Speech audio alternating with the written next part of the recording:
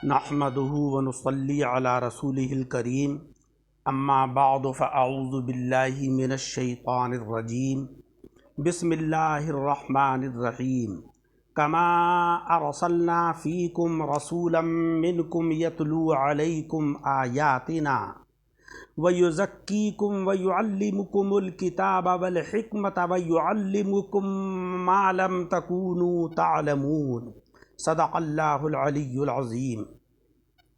سامعین اکرام، آج کے درس میں سورہ بقرہ کی آیت نمبر 151 تلاوت کی ہے۔ ہمارا درس چونکہ ترتیب سے چل رہا ہے، ہر آیت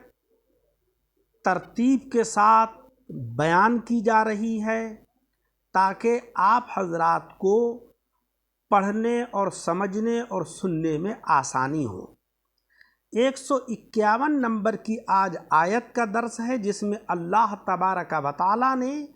آقا علیہ السلام کی فضیلت کا ذکر فرمایا ہے۔ کما ارسلنا فیکم، جیسا کہ ہم نے تم میں ایک رسول بھیجے، منکم، تمہیں میں سے، یتلو علیکم آیاتنا، تمہارے اوپر ہماری آیتیں تلاوت کرتے ہیں، وَيُزَكِّيكُمْ، اور تم کو پاک کرتے ہیں، وَيُعَلِّمُكُمُ الْكِتَابَ وَالْحِكْمَةَ، اور تم کو کتاب سکھلاتے ہیں اور اسرار علم سکھلاتے ہیں، وَيُعَلِّمُكُمْ مَا لَمْ تَكُونُوا تَعْلَمُونَ، اور تم کو تعلیم دیتے ہیں اس کی کہ جو تم نہیں جانتے تھے۔ اس آیت کریمہ کا پچھلی آیتوں سے جو تعلق ہے وہ یہ ہے کہ اللہ جل شانہ و عم نوالہ نے پہلے کعبہ مکرمہ کا ذکر فرمایا، اور کعبے کے ذکر کے بعد اللہ تبارک و تعالیٰ نے فرمایا کہ تم پر جو نعمت پوری کر دی ہے، اب اس کے بعد فرمایا جا رہا ہے کہ یہ تم پر نیا فضل نہیں ہے، ہم تمہیں پہلے بھی کامل نعمتیں دے چکے ہیں۔ ان میں سے ایک یہ ہے کہ تم کو نبی آخر الزماں جناب محمد مصطفیٰ صلی اللہ علیہ وسلم کی غلامی عطا فرمائی، جس سے تمہارے سارے میل دھل گئے اور گندگیاں دور ہو گئیں۔ اب تک چونکہ قبلے کا ذکر تھا، اب صاحب قبلہ کا تذکرہ ہے،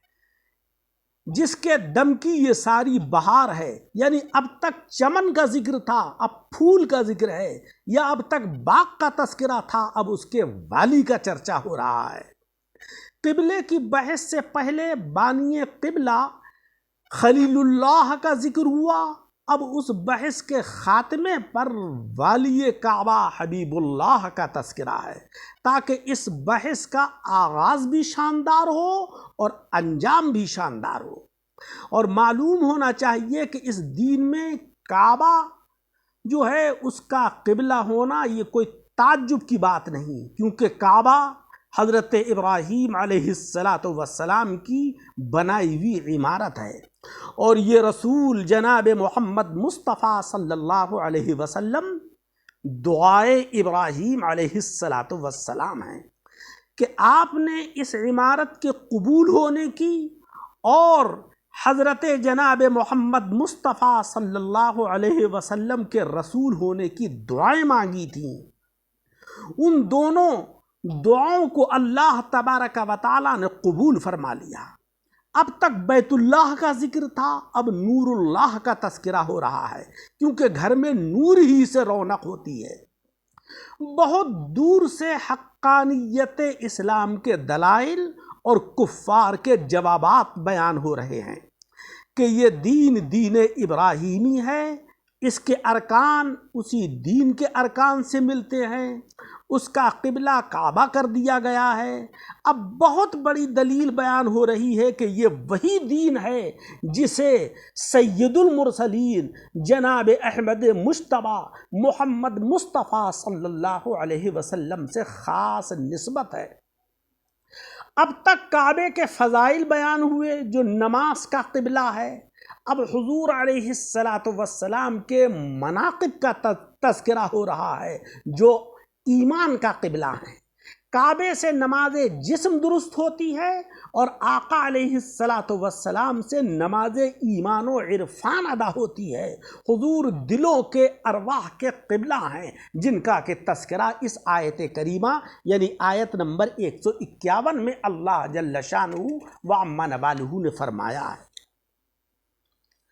مولا رب العزت نے فرمایا کہ اے ایمان والوں، کعبے کی نعمت پہلی نعمت مت سمجھ لینا، بلکہ اس سے پہلے تم پر اور بھی نعمتیں ہماری طرف سے عطا ہو چکی ہیں۔ تمہیں باقی امتوں سے افضل بنایا، تمہیں بہترین دین عطا فرمایا، سب سے بڑھ کر یہ کہ تم میں اپنا یہ بڑا پیغمبر بھیجا جو سرتاپا رحمت الہی ہیں۔ یوں تو ان کے تم پر لاکھوں احسان ہیں، مگر 5 احسان بالکل ظاہر اور کھلم کھلا ہیں۔ ایک یہ کہ وہ تم تک اللہ جل شانہ وعم نوالہ کی آیتیں پہنچاتے ہیں، تمہیں پڑھ کر سناتے ہیں اور تمہیں پڑھنا سکھاتے ہیں، تمہارے الفاظ صحیح کراتے ہیں، تلاوت کے آداب بتاتے ہیں، بلکہ اس کے لکھنے کی جانچ بتاتے ہیں، پھر تمہیں شرک، بت پرستی، کفر اور گندے اخلاق، بدتمیزی، عداوت، آپس کے جھگڑے، جسمانی گندگی، غرض کے ہر ظاہری اور باطنی عیوب سے پاک فرماتے ہیں۔ یہ بڑا احسان ہے اللہ جل شانہ وعم نوالہ کا، اور احسان ہے جناب احمد مجتبی محمد مصطفیٰ صلی اللہ علیہ وسلم کا، کہ عرب جیسے سخت ملک کو کہ جو انسانیت سے گر چکا تھا اور جہاں کے باشندے انسان نما جانور ہو چکے تھے، ان کو عالم کا معلم بنا دیا۔ وہ لوگ کہ جو بچیاں پیدا ہوتی تھیں ان کو زندہ درگور کر دیا کرتے تھے، ان میں جھگڑے اور فسادات ہوتے تھے تو پشتوں کے پشتے لگ جاتے تھے، برسوں وہ جھگڑے چلتے تھے، مگر انہی میں جناب احمد مجتبی محمد مصطفیٰ صلی اللہ علیہ وسلم کی تعلیمات کا وہ اثر ہوا کہ اللہ تبارک و تعالیٰ نے ایک بڑی جماعت پورے عالم کے لیے معلمین کی تیار فرما دی، بت پرستوں کو خدا پرست بنا دیا، رہزنوں اور لٹیروں کو رہبر بنا دیا، شرابیوں کو نشے محبت الہی کا متوالا بنا دیا، بے غیرتوں کو شرمیلا، جاہلوں کو عالم اور نامعلوم کسے کسے کیا کیا بنا دیا، غرض کے مخلوق کو خالق تک پہنچا دیا۔ معلوم ہوا کہ ہماری رسائی اللہ جل شانہ وعم نوالہ تک اور اس کی بارگاہ میں مقبولیت، یہ وسیلہ ہے جناب احمد مجتبی محمد مصطفیٰ صلی اللہ علیہ وسلم کا۔ ہمیں اللہ تک قرب جبھی حاصل ہوگا کہ جب ہم آپ علیہ السلام کی تعلیمات کے اوپر عمل کریں گے۔ اس کے ساتھ ہی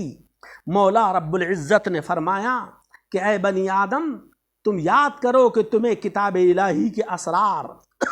اپنے کلمات کے راز سکھائے،